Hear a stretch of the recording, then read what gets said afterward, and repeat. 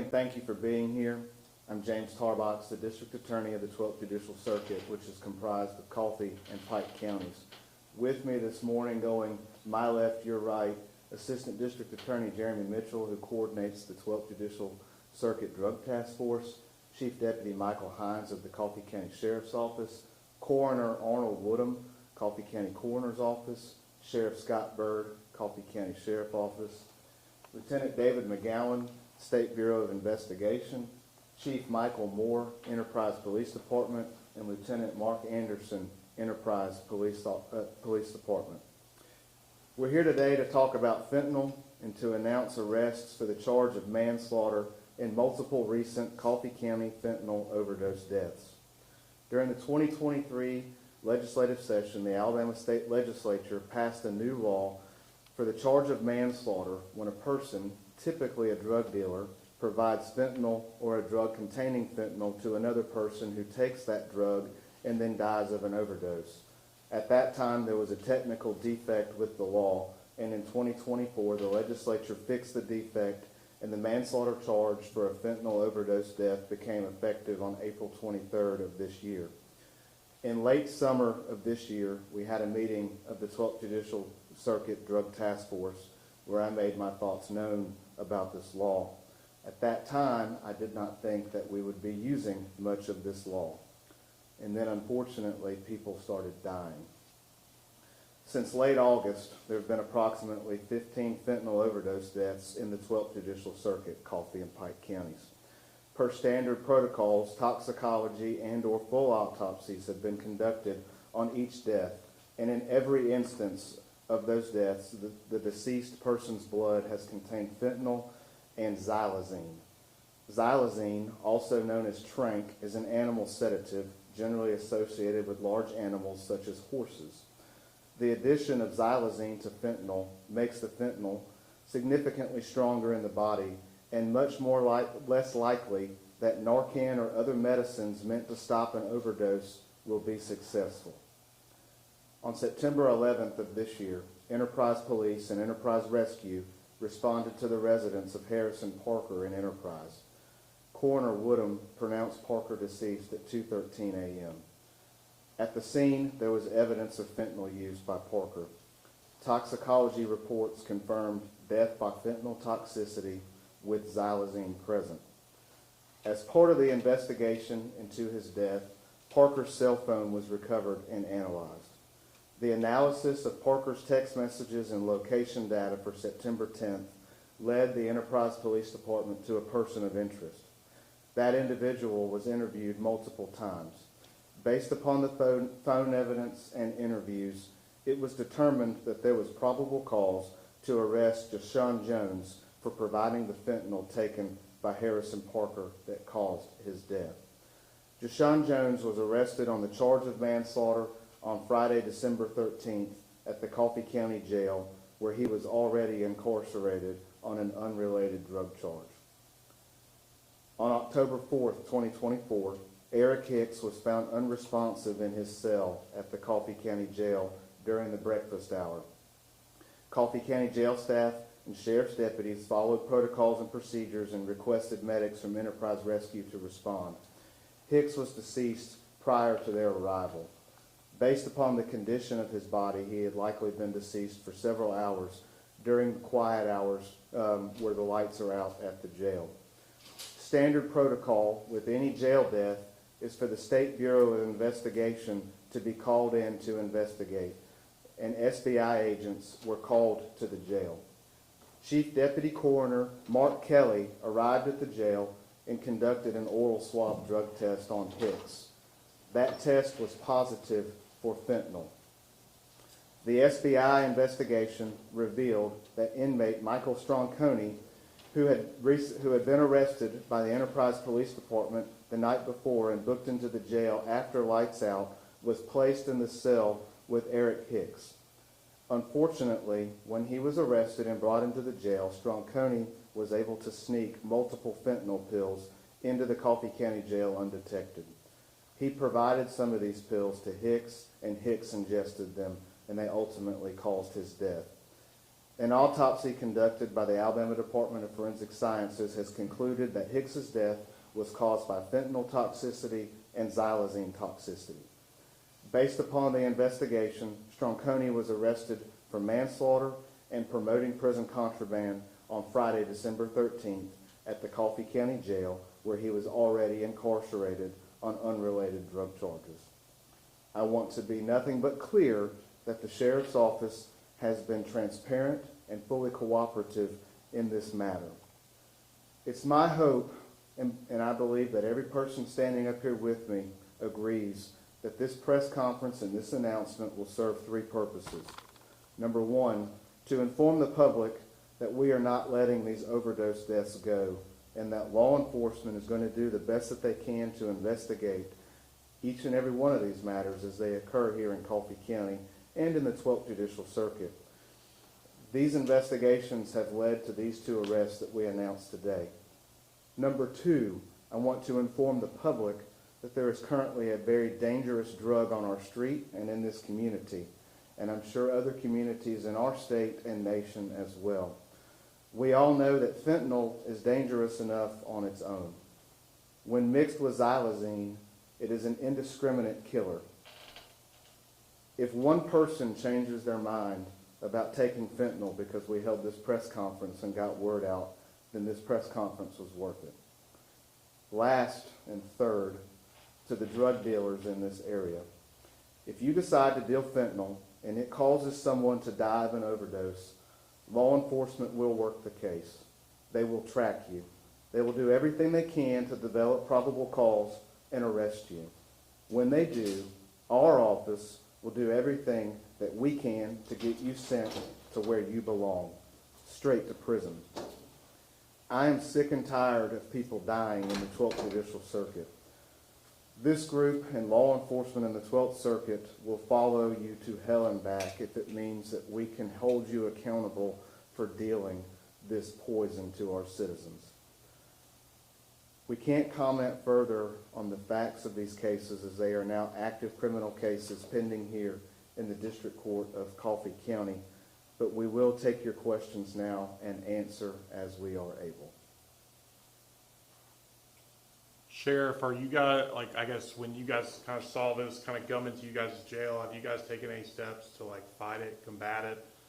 Well, we fight it every day. We have the latest technology, and these things are just so powerful, so small now. But yes, we are changing as the day changes. Yes, we catch it all the time. But you know, we have the latest technology, and we follow all the procedures, and we checking it twice. Just to kind of put the word out there in terms of the time they'll be facing, is there any thing you can tell me on the sentencing guidelines for a manslaughter charge? My recollection on a manslaughter charge, if you had no priors, would be approximately 6.5 to 13 years on the the voluntary sentencing guidelines. Under the Code of Alabama, manslaughter is a Class B felony. With no priors, it is a 2 to 20-year sentence. A judge does not have to follow the voluntary sentencing guidelines, and they could impose that maximum 20. Now, if someone has prior felony convictions that would be able to be eligible for what we call the Habitual Felony Offender Act, that 2 to 20 range can be increased. Did Parker and what was Hicks in Coffee County Jail? What was his charge? What was he being held at? Hicks had been being held in the jail, and Sheriff, you can confirm this, I believe, on multiple different matters. He'd been there since June of the year of last year. He'd give us no problem. We had no issues with him. I might have missed it. How did drugs get into the jail? So we strip search everybody who comes in the jail. We've got a body scanner that everybody gets in when they come into jail. And then they do a strip search. Now, this fentanyl is so small and so minute, the detector didn't see it. It just didn't find it. He was checked properly, and these guys know what they're doing because he knows he's a dealer. And he got past us. It was Stronconi who brought it in. Right. Yeah. Right. I wanted to, just, I guess, reinforce a little bit, just about you all's stance on this in terms of, sending a message to those people that are dealing in fentanyl. Yeah, I'd like to put it on notice. All the drug dealers, they need to hear what we're saying. Your guidelines used to be pretty light on dealing drugs. It's a game changer. You're going to prison. Chief?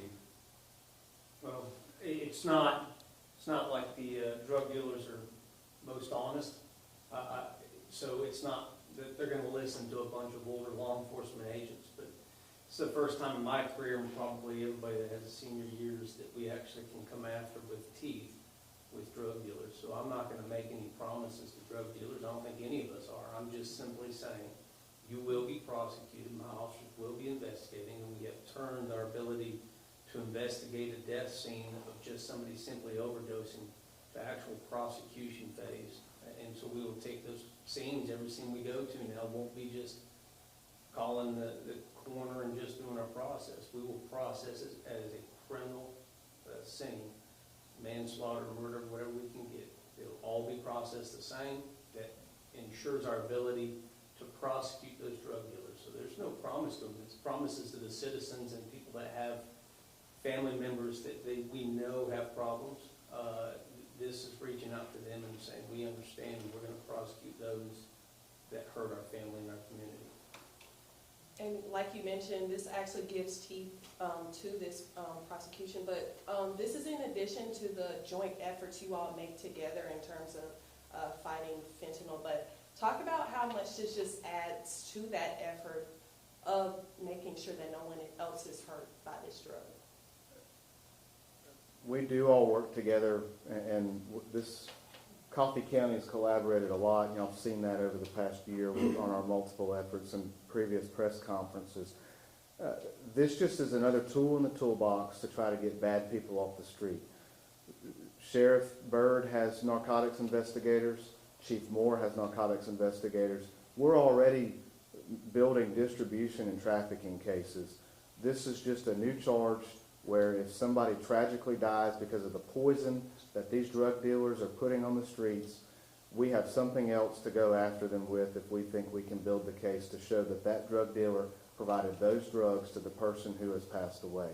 And so, it's just one more element in a criminal prosecution of we think we can charge this, we think we can charge that. This just adds to the toolbox, and thankfully, the sentencing range on manslaughter is going to be higher than some of your other crimes like distribution. I have one more. Another thing to consider with this is the families of those that pass away in these instances. How important is it now that you all have this, and there can be some type of solace for those families to go after the people responsible ultimately for the death of a loved one? I'm going to ask Coroner Woodham. I've been at several scenes with him. When I say I'm tired of people dying, I'm tired of seeing the reaction and the hurt it causes their families on the scene. And so he can speak more to that from his office's standpoint, because he has to make those death notifications, and every single time these people are just crushed. And it's the worst day of their life. And so from a law enforcement perspective, I'm glad that we can now do something else to potentially provide some closure. But Coroner Woodham? Thank you, James. When I took this job, well, when I wanted to decide to run and got elected to this job, I knew that it's going to be it is the hardest part of my job. And especially just to add more and light to you, the Harrison Parker case was a friend of mine. So, as tight-knit as everybody is in Coffee County, with all of us up there, like Chief Moore said, is all the years' experience, we pretty much, when we run across somebody, we know who they are. So it does affect us. It just puts more eagerness into me to make sure that we do everything we can to make sure that justice is not only for the decedent, but that it's awful for the family people and also. But back to the reason what you said, it's sad, it's awful that me and my chief deputy, Mark, and my deputy Patrick that helps does this. It is the worst part of our job, so, I mean, all we can do is sit there and offer guidance and help to them and make sure that I have all the information I have to the Coffee County Sheriff's Department, Enterprise Police Department, and James and his office and all. But I will say this, as being a long life resident of what's going on, these guys, after having a conversation, they mean what they say, and we're gonna do that. I'm gonna do my part to make sure that it is, we do it. One other thing that you may not know that we can do, the tool that help him is right away. We have tools in our toolbox in the coroner's office to pretty much tell if there's something going on right away and to put them on notice what we need to be doing pretty quick. I spoke with the Hicks's family this morning, and they were relieved they had some closure. They really were. And I was friends with the Parker family, and they are good people, and they are the same. Any other questions? I do want to make a statement. You got some top-notch leaders and investigators with you. You're the one that has to present every day. In my understanding, you respond to a lot of the scenes, and the people of the judicial circuit needs to know that as the one who has to present the evidence, you go and firsthand look at it. So you're the big commitment to going to the scene. You got top-notch guys and gals in the system that provides you the evidence. You're the one who has to Well, present it. and I appreciate that, but I'm just doing my part of the system, and it's how I feel the job needs to be done, and we're going to continue to do that. He had to get him a vest. Because he was coming to hot scenes. So we decided to vest up the district attorney. But I appreciate y'all covering this event. It is important that word gets out, and we hope that we can change some tide in our community with what I believe is a public health crisis. So thank y'all very much.